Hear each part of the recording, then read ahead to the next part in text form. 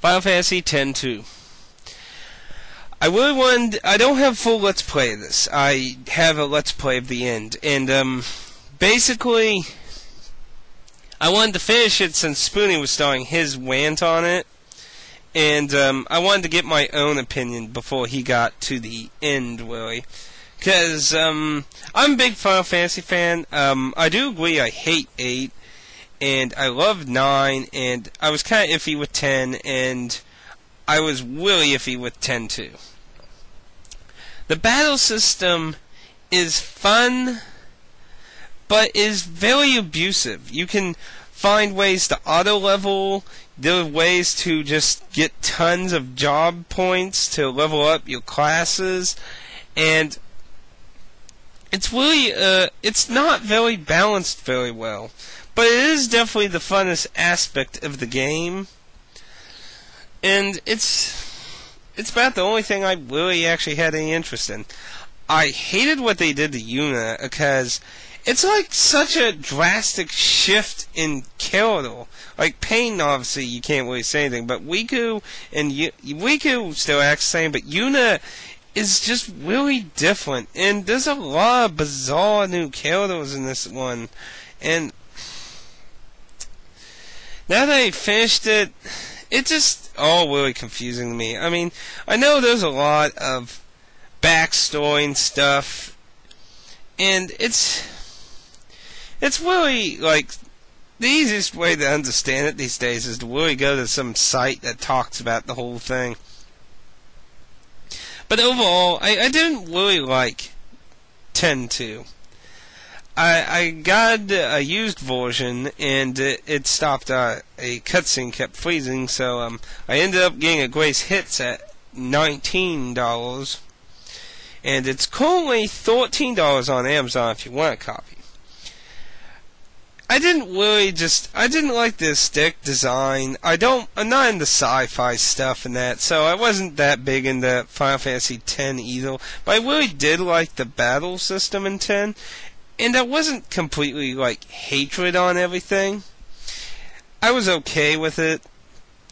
I've experienced worse things that really turned me off from stuff, and I didn't like the drastic shift in Yuna's character, and it really is, like, very fan service. Like, I know, like, Spoonie's talked about that way much, but there is a lot of fan service in this, and I don't know, I'm not really, it's kind of why I don't really like anime a lot these days, because, I mean, there's still good anime, but there's a lot that just is either all about fan service, or just has too much fan service, and it somewhat becomes annoying. I mean, I'm not gonna lie and say I don't like any little fan service, but when it's in everything, it gets annoying, you know? And overall, if you like 10's story, even that you might have a differing opinion. Some people did like 10-2, and some people don't.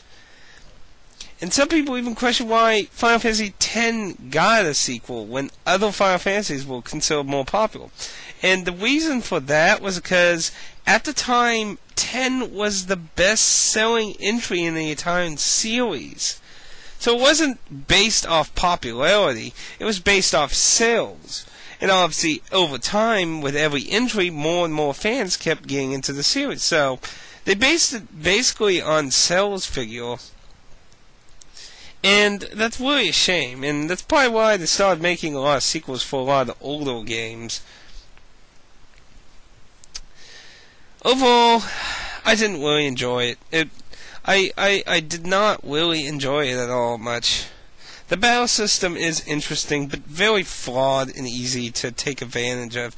And it's not really good when you can find ways for the game to do work for you by yourself. I mean, you can literally take a rubber band to the analog stick and find certain spots in the world and just have the character run into a wall and have the X button hold in and just have everyone fight automatic and you can just go do whatever you want.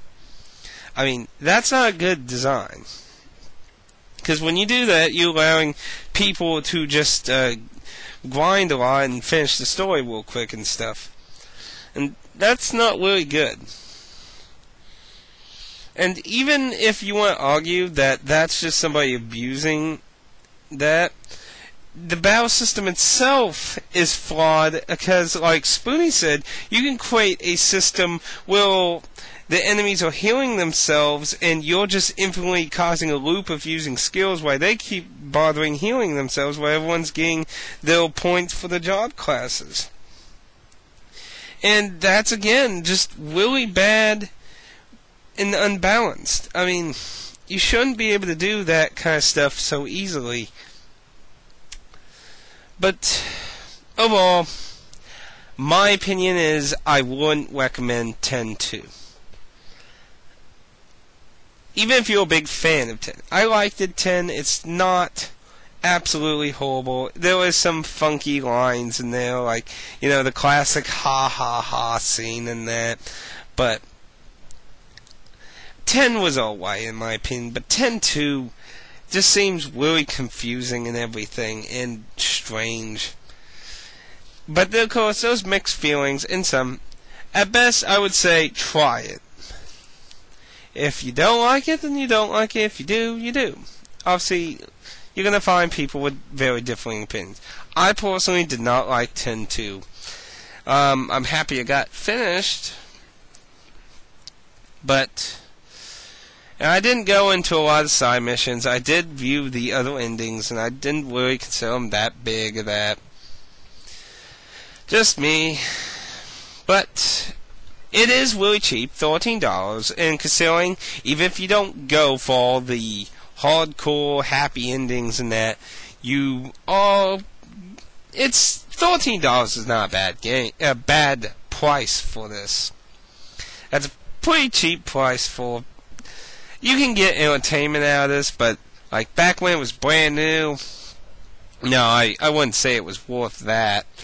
It's not good enough, in my opinion, to be worth that. But $13 is a decent price for this.